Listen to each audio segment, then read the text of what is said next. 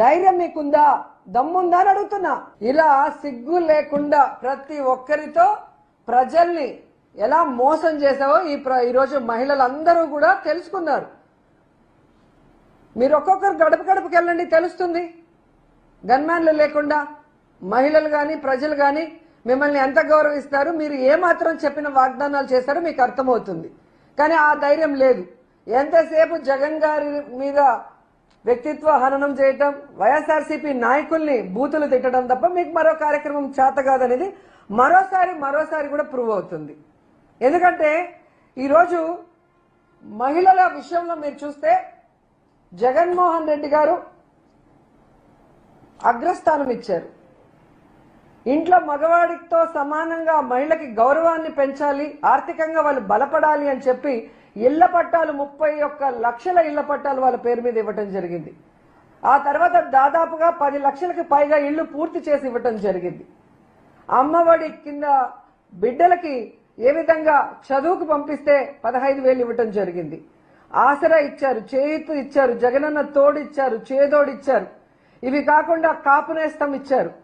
ఇలా ఎన్నో మహిళల్ని ఆర్థికంగా నిలదొక్కునే విధంగా జగన్మోహన్ రెడ్డి గారు చేస్తే అవన్నిటిని కూడా రాగానే తీసేసి వాళ్ళని నాశనం చేసేసి సిగ్గు లేకుండా ఈరోజు మహానాడుకు శ్రీ శక్తి అని పేరు పెట్టాము అని చెప్తున్నారు. శ్రీ దగా శక్తి అని పెట్టుకోండి. ఈరోజు మహిళని నీచంగా మాట్లాడే పనికి మాలిన బఫూన్లందరినీ స్టేజ్ మీద మాట్లాడిస్తూ శ్రీశక్తి అని పెట్టుకోవడానికి మీకు సిగ్గు లేదా నేను అడుగుతున్నాను. నిన్న లోకేష్ గారు ఇంకొక అడుగు ముందుకేసి ఎక్స్ లో స్టేట్ ట్యూన్, నేను ఫస్ట్ టైం పార్టీ ప్రెసిడెంట్ గా మాట్లాడబోతున్నాను, ఒక బిగ్ అనౌన్స్మెంట్ ఇస్తున్నాను, స్టేట్ ట్యూన్ అని చెప్పాడు. అందరూ ఏంటా, ఏదో కొత్తగా ఏదో చేస్తారేమో అని చెప్పి ఎదురు చూశారు. తీరా చూస్తే మహిళా రిజర్వేషన్ 33% ఇస్తున్నాము అని చెప్పి డైవర్షన్ పాలిటిక్స్ మళ్ళీ స్టార్ట్ చేశారు. ఎందుకంటే నేను ఈ మాట అంటున్నాను, మహిళా రిజర్వేషన్ బిల్లు సందర్భంగా తెలుగుదేశం పార్టీ చంద్రబాబు నాయుడు ఈరోజు మహానాడు వేదికగా మళ్ళీ 2 నాల్కల ధోరణి అందరికీ కూడా చూపించడం మనం అందరం కూడా గమనిస్తున్నాం. ఎందుకంటే పార్లమెంట్లో మహిళా బిల్లు పాస్ అవుతుందని మొన్న మహిళా బిల్లుని ప్రవేశపెట్టిన సమయంలో డీలిమిటేషన్ పేరుతో కాంగ్రెస్ పార్టీ ఆ మహిళా రిజర్వేషన్ ని అడ్డుకున్నప్పుడు ఆ పార్లమెంట్ లో మహిళా రిజర్వేషన్ అడ్డుకున్న కాంగ్రెస్ నాయకుడితో మన టీడీపీ వాళ్ళు బ్రేక్ఫాస్ట్లు, లంచ్లు, డిన్నర్లు చేసిన మహిళా ద్రోహులు కాదా అని అడుగుతున్నాను. ఎందుకంటే పార్లమెంట్ లో జరుగుతున్నప్పుడు టీడీపీ మహిళా మంత్రులకి, టీడీపీ మహిళా ఎమ్మెల్యేలకి ఢిల్లీలో ఏం పనండి, తెగ హడావిడి చేశారు. అందరూ ఏమనుకున్నారు, ఓహో మహిళా బిల్లు స్వాగతించడానికి వెళ్లారేమో ఢిల్లీకి, ఒకవేళ మహిళా బిల్లు అక్కడ ఓకే అయితే సంబరాలు చేసుకోవడానికి వెళ్లారేమో అని అందరూ కూడా అనుకున్నారు. తీరా చూస్తే అక్కడ ఏం జరిగింది, మహిళా బిల్లును దగ్గరుండి ఓడించిన కాంగ్రెస్ సీఎం రేవంత్ రెడ్డి గారితో మన మహిళా టీడీపీ మంత్రులు, ఎమ్మెల్యేలు ఏ విధంగా చిరునవ్వులు చిందిస్తూ వారి ఇంటిలో ఫోటోలు తీసుకున్నారు, వాటితో బ్రేక్ఫాస్ట్లు చేశారు మనం చూసాం. అంటే మహిళా బిల్లు అక్కడ వీగిపోయిన తర్వాత మీరు ఎంజాయ్ చేస్తున్నారు అంటే మీరు మహిళా బిల్లుకి వ్యతిరేకులు, మహిళా రిజర్వేషన్ కి వ్యతిరేకులు అనేది ఈ రాష్ట్ర ప్రజలందరూ కూడా గమనించారు. ఆ విషయం మీరు తెలుసుకోవాలి. అలాగే మీరు చూస్తే మహిళలే కాకుండా టీడీపీ ఎంపీలు కూడా ఏ విధంగా రేవంత్ రెడ్డి గారితో డిన్నర్లు చేస్తూ రాత్రుల్లో ఫోటోలు దిగారో ఆ ఫోటోలన్నీ కూడా బయటకు వచ్చాయి.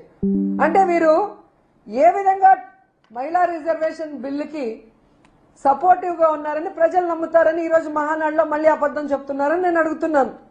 ఎందుకంటే అక్కడ మహిళా బిల్లు వీగిపోయిన 24 గంటల లోపల టీడీపీ ఎంపీలు, ఎమ్మెల్యేలు, మంత్రులు అందరూ కూడా రేవంత్ రెడ్డితో పండగ చేసుకుంటున్నారు అంటే ఈరోజు ప్రతి ఒక్కరికి అర్థమవుతుంది.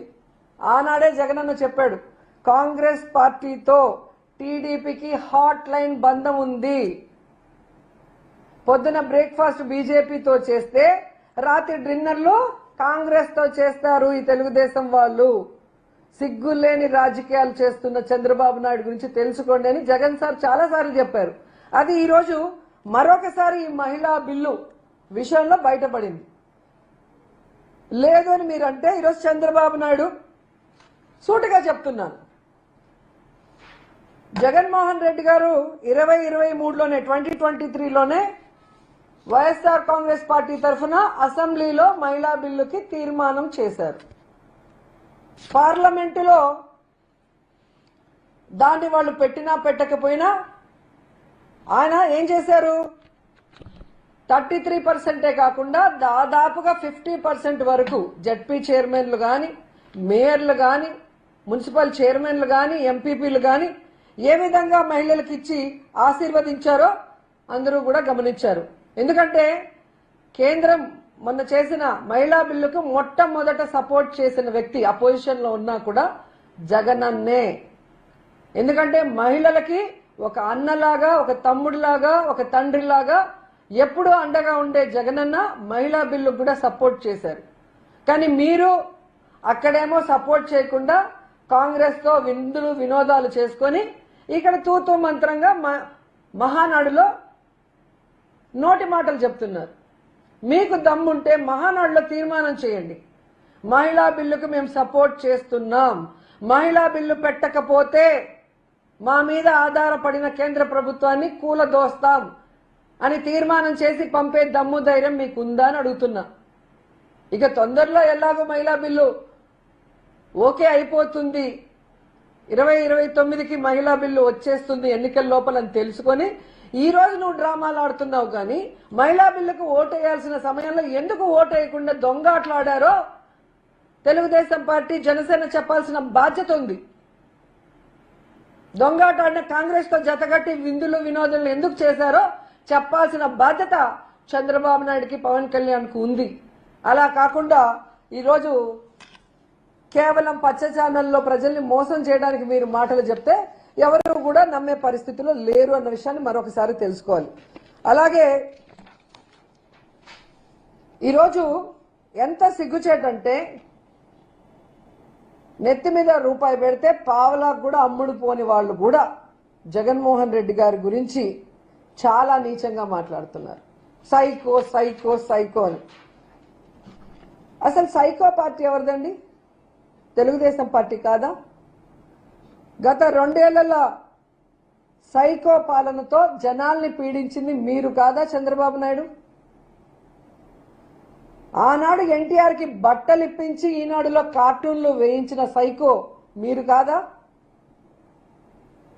హరికృష్ణ సెవెన్ దగ్గర కేటీఆర్ తో పొత్తుల గురించి మాట్లాడిన సైకో మీరు కాదా? జూనియర్ ఎన్టీఆర్ తల్లిని బండ బూతులు తిట్టించిన సైకో మీరు కాదా?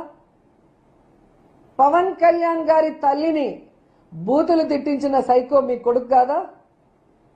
అమిత్ షా మీద చెప్పులు వేయించిన సైకోలు మీరు కాదా? ఈరోజు పెద్ద ఎన్టీఆర్కి వెన్నుపోటు మీరు పొడిస్తే చిన్న ఎన్టీఆర్కి వెన్నుపోటు పొడిచిన సైకోలు మీ కొడుకు కాదా అని అడుగుతున్నాను. మీలా జగన్ గారిని సైకో అని సిగ్గు లేకుండా మాట్లాడటం, మళ్ళీ మాట్లాడించడం మహానాడులో.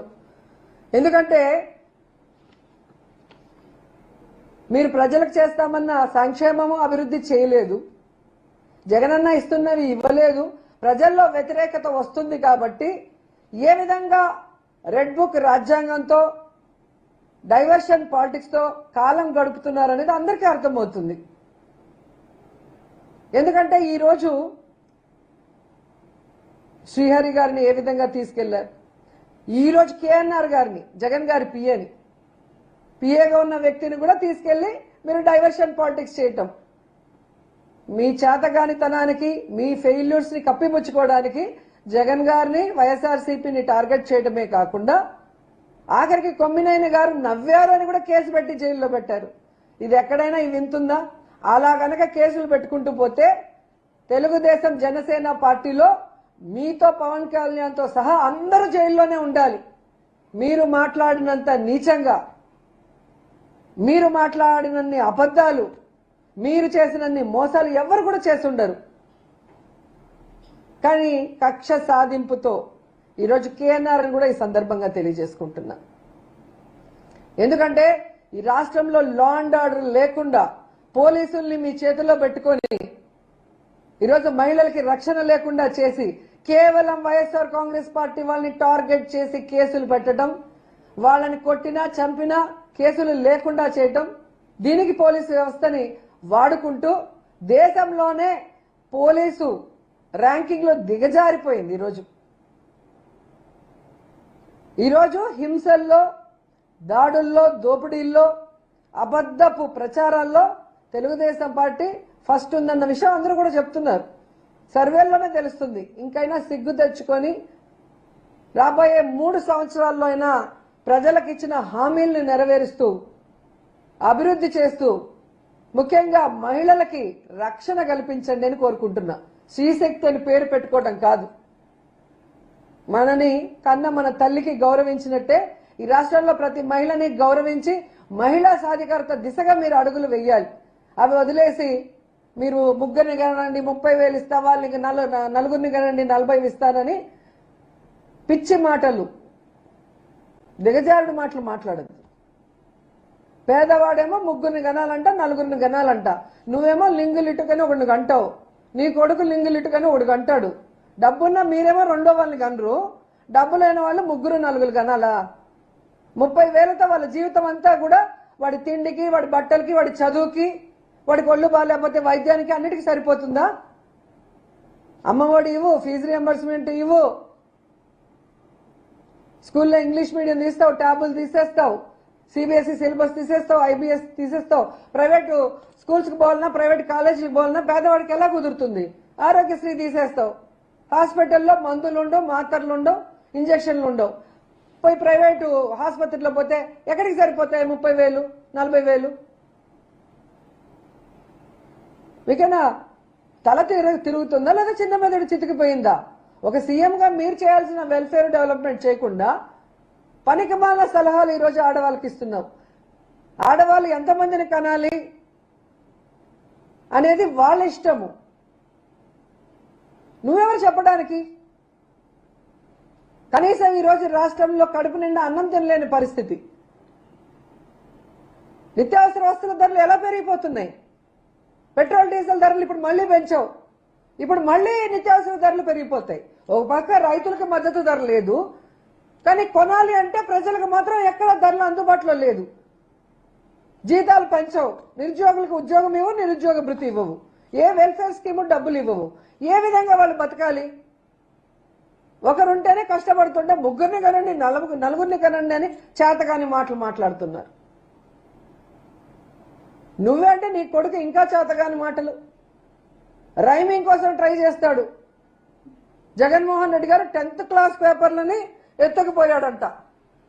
ఈ ముద్దపప్పు పక్క నుండి చూశాడా ఎత్తుకుపోతుంటే? లేకపోతే ఆ పేపర్లు అందించాడా? ఏం మాట్లాడుతున్నాడు?